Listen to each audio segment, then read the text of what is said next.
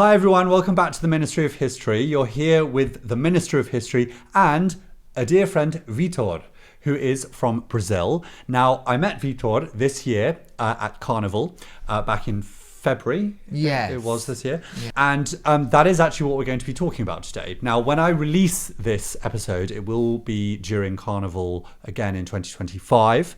But at the moment, we're currently in wintry, grey, miserable, cold Berlin. I'm sorry about that. Essentially, what I wanted to do with this video with Vitor here is essentially try and get, I guess, maybe a first-hand experience of Carnival and a perspective of its history. Because, Vitor, do you want to explain to us how you know a fair amount of, and what your experience is with Carnival? Hi everybody. Yes, I can explain to you and to everybody my relationship with Carnival. It's a little bit like an insider, and also I did a lot of classes on it. I graduated on costume design in the School of Fine Arts. Now I do a master on art history. Okay. So I drill a lot of Brazilian culture and also specialized on art history in Brazil.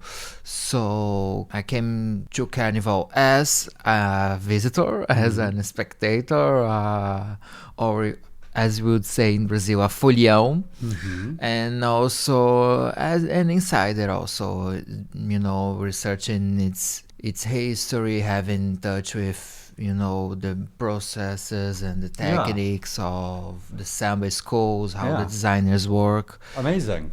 It's very common for us in Brazil to have this deep connection with Carnival, but also not, of course. Well, I guess what the best way to start is, first of all, with the origins of Carnival. Now, I actually, until you told me this, didn't realize that it did actually originally come from Europe.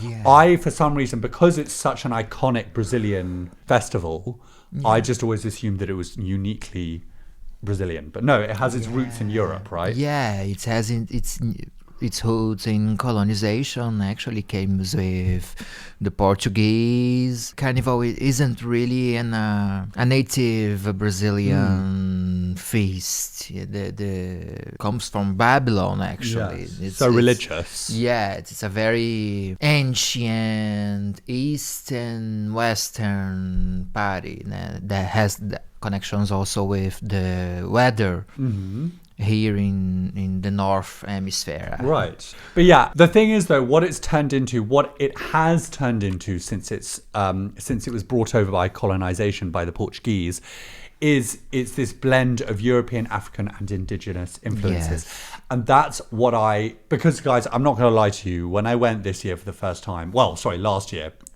for when I released this video, I fell in love with it. Honestly, it was really, really magical, and it just basically was just such a beautiful thing to see, because Carnival for me really represented what I saw in Brazil, which is this mix of these different influences that I just mentioned. Yes, a blend of cultures, a blend of sounds, a blend of traditions from different races, from different peoples, from the European and also for the enslaved, and all this kind of blended in a huge cultural hybridism, you know. Yeah, and that's the thing, is that I think actually also you've got to remember is that it has its roots. Even though it's a very joyous occasion, it does have its roots in something quite horrific, you know, like in slavery. But that's again what I love about Carnival, is that it's turned that into something beautiful. Yeah, you know? And something very different, because actually it was a very violent feast, you know. They threw like mud and food at each other, didn't they? So this is the original one. Throwing odor, bad odor. And it turned into a riot, basically. The Carnival that we know it now, you know, with the colours and the costumes, and that came later. So That basically, came all you need to know essentially is that it's evolved. Yes. Yes. It has evolved with, tourism, with cultural development, also with the elites of the country, Brazil, and also European elites. From the 19th century, Venice Carnival became a big model, for elite pleasure, for some kind of conspicuous consume also. Yes, no, exactly. And that's what I think when all of these things then came together and evolved over the years, that's what you then have as Carnival as we know it today. Yes. And also, as we say, it does come from a religious tradition. It has to do with the 40 days before Lent. Yes, traditions. But obviously now it's evolved beyond its religious origins, thank God. thank God, literally thank God. Thank God. Even though I'm even though I am totally no, I'd say I'm agnostic, but basically I don't care really about religion. So anyway, I think also what we should clear up is that a lot of people think that because Rio and Vitor here is a carioca, I think a lot of people think that Rio is the only place where Carnival is because it's so well known. The Rio Carnival is the iconic one, but it's not. No, it's not the big, probably not the biggest one, and definitely not just the one in Brazil. We have Carnival was institutionalized as a traditional Brazilian feast around 1940s. So you have the samba schools started to develop in the 1920s, 1930s, all through Rio de Janeiro, then São Paulo also. And Carnival spread through propaganda and also through the dissemination of samba as some kind of Brazil's sound, the Brazilian official sound. It was, even some kind of commodity.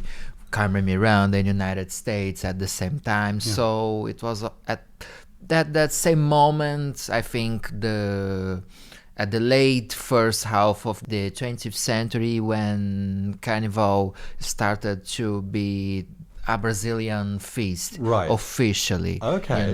Even for the state, I mean.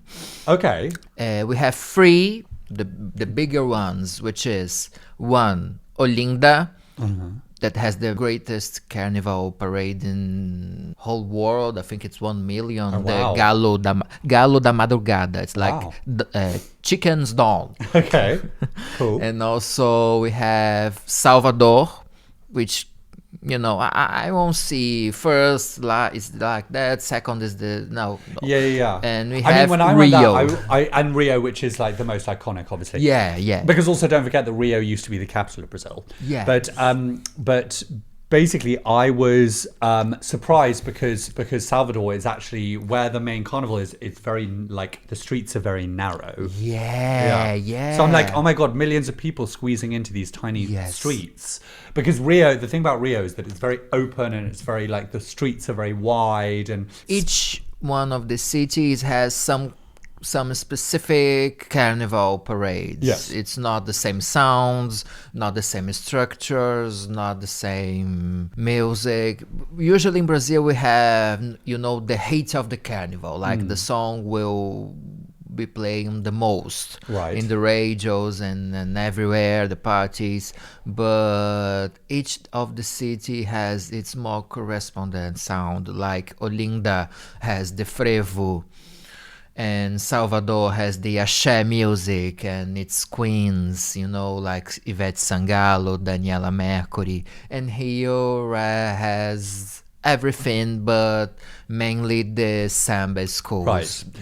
And I guess samba, that's really one of, I guess you could say, Brazil's main exports from Carnival. I guess you could say that it was the heartbeat of, especially, as you say, Rio's Carnival. It's Afro-Brazilian, right?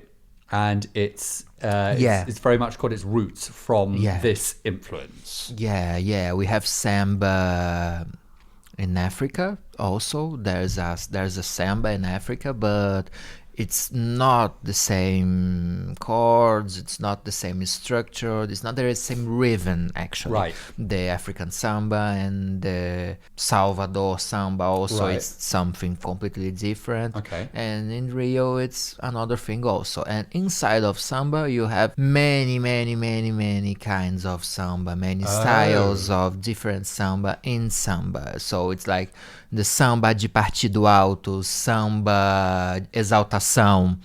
That was like something of Aquarela do Brasil, a the very famous one.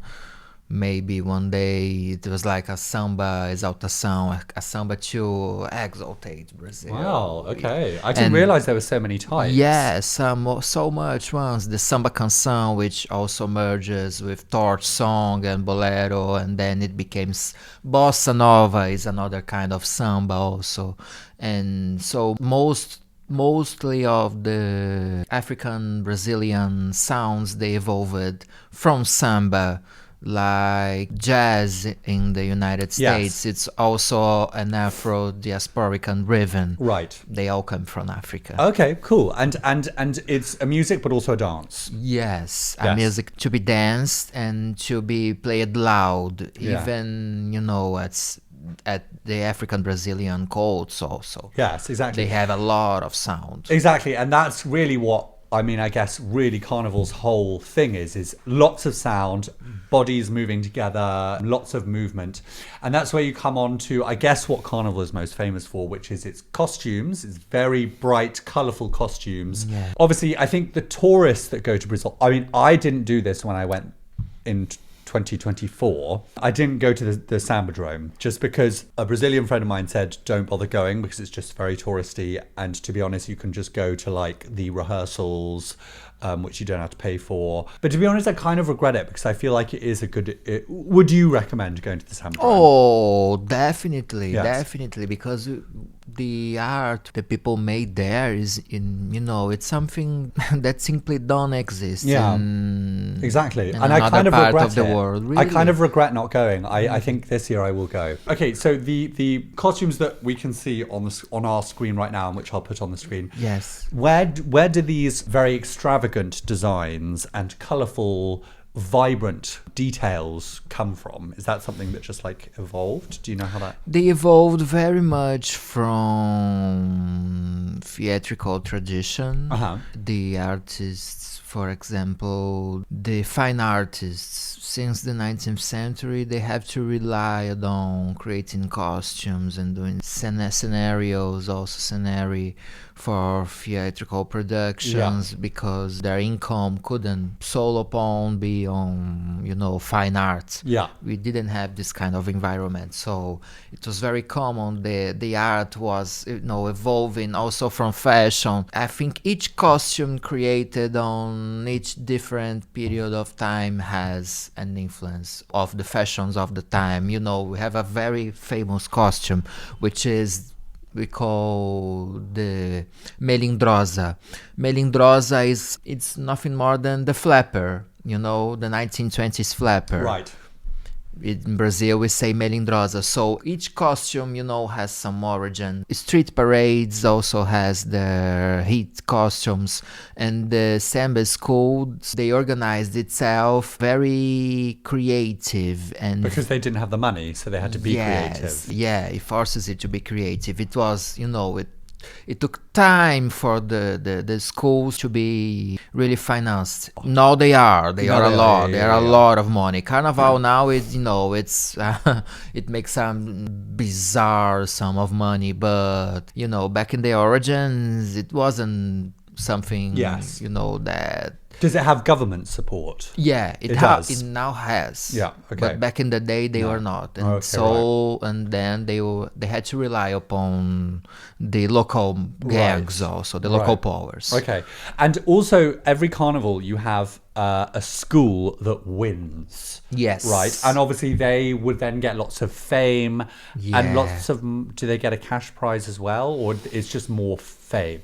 I suppose. Yeah, that Yeah. has a prize. Right. It has a prize, and they receive state money to make the parade. And then also, obviously, the floats that they come on, these enormous floats, which I did see some of last year. Yeah, the cars. Yeah, they're incredible constructions. Yeah. And they have things that move electronically, and obviously also the lighting as well. It's really quite an extravagant performance. Yeah, it's a performance nowadays. It's more time of technology and of money spending also in structure and technology to make something unique and something, exquisitely surprise in the parade. It is exquisite though. Na Avenida, as we say. Iconic artists. Do you want to just tell us a little bit about some iconic artists? Yeah. So sure. the first up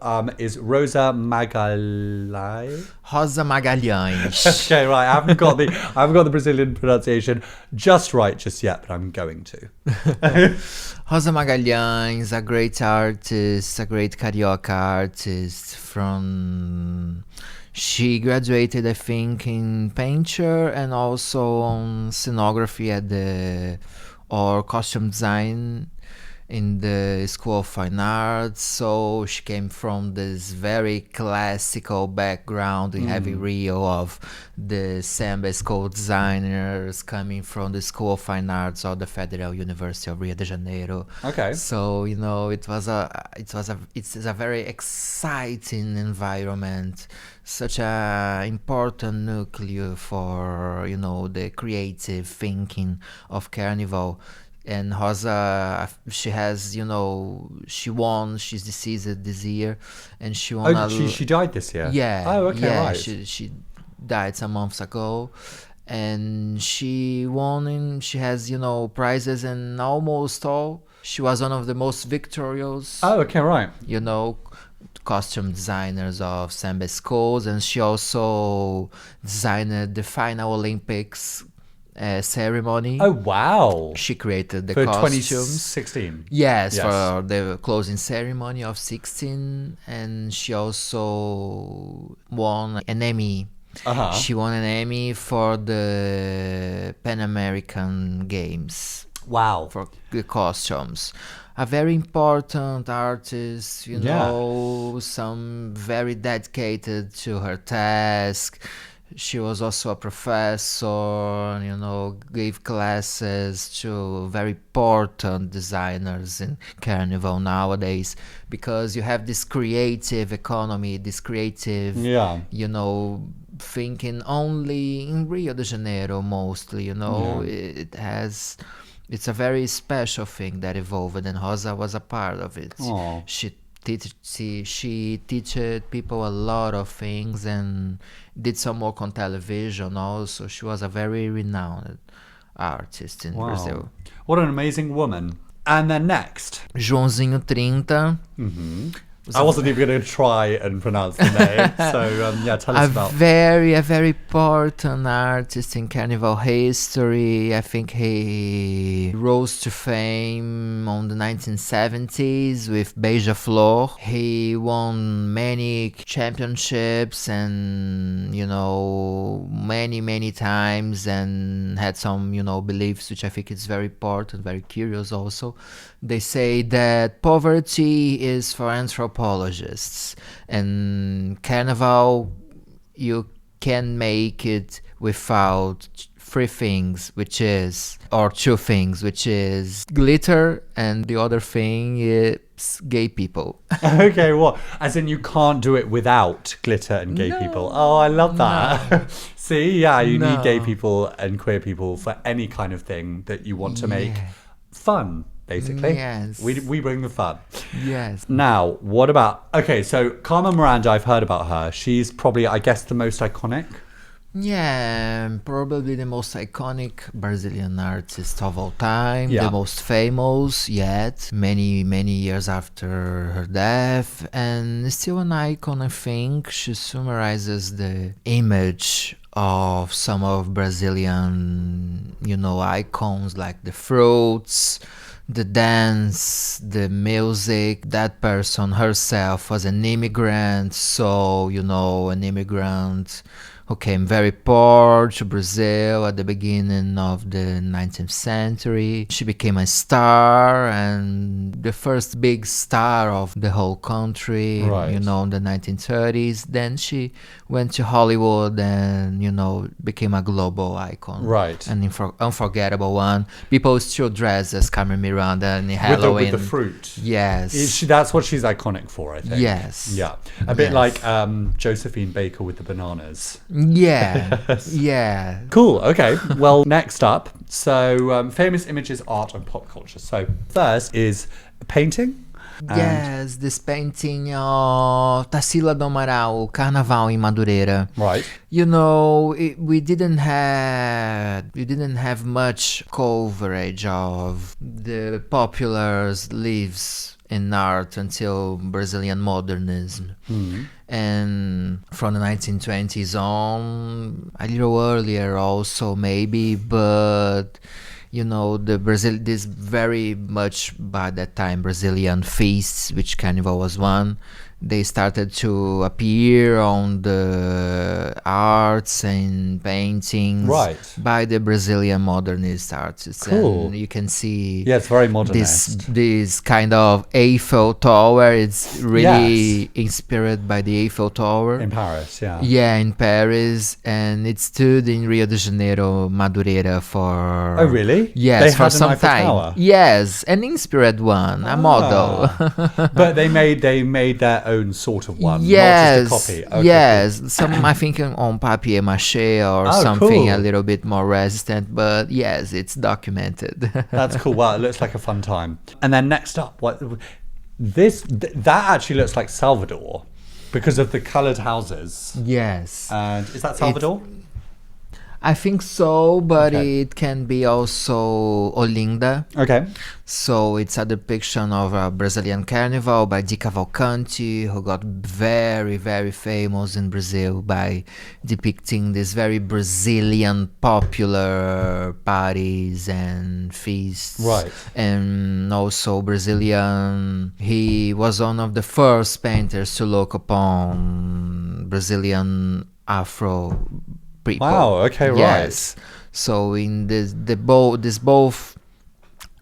both paintings from Brazilian modernism, Right. you can see all the people, they are black. Yes. And this is when things started to change, the blacks were becoming more like integrated in society. Yes, integrated through in art history, I think, because earlier we had also in the 19th century we had lots of photography being made of the slaves, also enslaved people. They used to be photographed in all kinds of portraitures.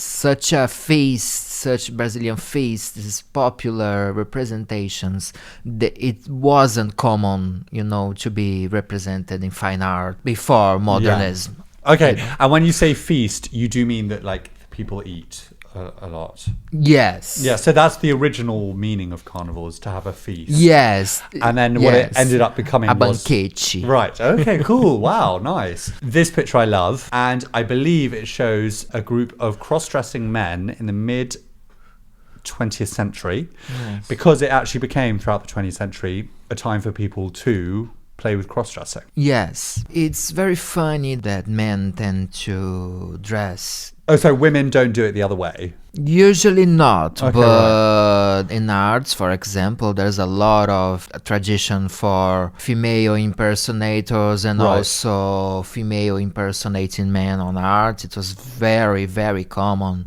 in 19th century, also, from theater, also in Elizabethan times, the actors, the male actors played female roles. Very true. Also in classical history, I think, too. So it was a very common thing. Yeah. It's not something that people appreciate on a daily basis, I think, because it's one of the side effects of Carnival, you know. It allows you to break out of what you usually keep yourself boxed in. Yes, but just for that Carnival, 4 days or Right.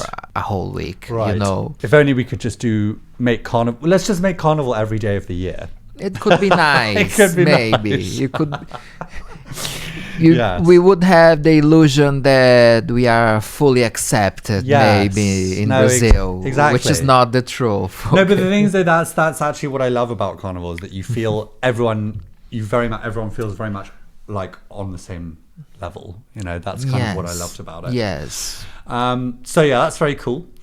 And then this, I believe, I can't remember her name, but this was a trans winner of a Queen of Carnival, I think in the mid 20th century. Anyway, I just think it was a cool picture because it also shows you with the peacock feathers in the hair. Yes. And I believe she's still alive, actually. She's working as a bar woman in Sao Paulo or something. Anyway, yeah, I just thought it was a cool picture. The transvestites and transsexual women, they began rose to fame very much from beginning I think on the 1950s, mostly on the 60s. You know, we have very famous ones like Heloína dos Leopardos, like Rogéria, then later at the same time Divina Valeria, and they used to make shows, and there was also a very international kind of scene for transvestites on Moulin Rouge in Spain also. Yes. It was a very the 70s, they were quite intense. Yes. For them also. Just let's keep in mind that Brazil is that very welcoming and very diverse and very gay country, and oh no, we love them during Carnival, but on the other half of the year it may not happen, and Brazil is still the country that kills mostly transsexual women and people in the world. Yes. Oh my God. Yes. But it seems like one of our big flaws is to have this kind of acceptance of celebrating of the gay culture, of the transsexual culture, of queer culture only during Carnival. Yes, exactly. It's a pity, really. It is. It really is. It's like if you can do it for 4 days, why can't you just do it for the whole year? Yes. What a shame. The final thing we're going to talk about is a film which Vitor suggested to me, and I have to say I watched it last night and I loved it. It's an absolutely beautiful film called Orfeo Negro. Is that perfect? Yay! Okay, cool. Just one. Yes.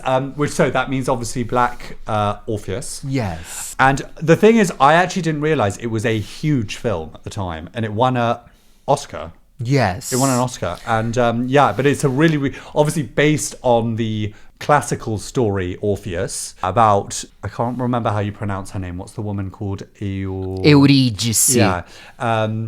And she comes to Rio and meets Orpheus, and it's about their kind of love story, and really, really, really beautiful. And the thing I loved about it, I was straight into it from the beginning, because you know how at the beginning, it's like this kind of white marble thing of the, I think the story of Orpheus, and it just shatters, and it's then in the middle of Carnival.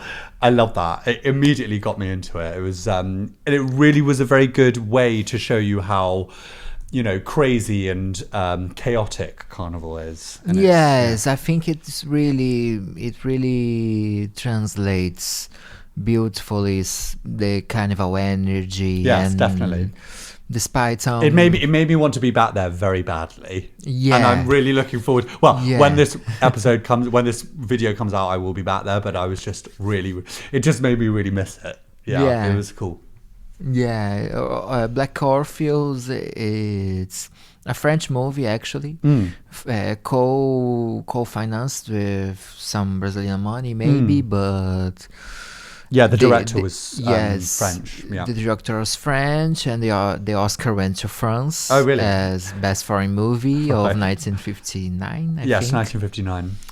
But entirely shot on Brazil and also spoken in Portuguese, yeah. which is very rare. I think it was, perhaps the first movie to really show Brazil in color. I mean, for such a global audience, and Yeah. it was a big hit. Very much influenced some black people all around the world. Even Barack Obama said this once. I read, yes. Yeah, because it was an His entirely mother- black yes. cast, wasn't it? Yeah. His mother saw the movie and it kind of influenced her. Wow. She was kind of enamored by the movie. Wow. Yeah, really. No, very it was a beautifully shot film. Gorgeous. And really, because, they're the climax of the film, they're in there. I mean, I won't ruin it for you, but they're in their costumes, and it kind of adds that extra layer of kind of drama and Yes. and theatricality. Yes, You know? and a product of very much of our Iberian culture in itself, because to bring some Greek myth to the slums of Rio de Janeiro and act this with an all ensemble black cast. It was originally a theater production Right. that ran in mid-50s at the Teatro Municipal do Rio de Janeiro. It was a very important, moment in Brazilian culture, because it marks the start of the partnership between two great composers of Brazilian music, which is Vinícius de Moraes and Antônio Carlos Jobim. Right. They made music for Orfeu Negro or Orfeu da Conceição, and later two more songs, I think, or just one, Carnival Morning, Manhã de Carnaval, was added to the soundtrack of the movie, and Right. this song made the whole world. Yeah. Yeah. And I tell you, my favorite shot, obviously it was referencing the story of Orpheus, is towards the end when he goes with the janitor down the stairs and he's like descending to because I mean, I obviously, if you know the story of Orpheus, it's where Orpheus wants to go and get his love, who's been taken down to the underworld, who's gone down to the underworld, and he goes down there, and that when he goes down the steps in that building, I thought that was a beautiful shot. Really, really cool. It has some very beautiful, I think the parallel lines, between the characters, the structures. This is very interesting to be made. They've kind of fell in love in Carnival. It's something that could happen in real life. Yeah, exactly. No, it's true, and that's part of what I think makes it so.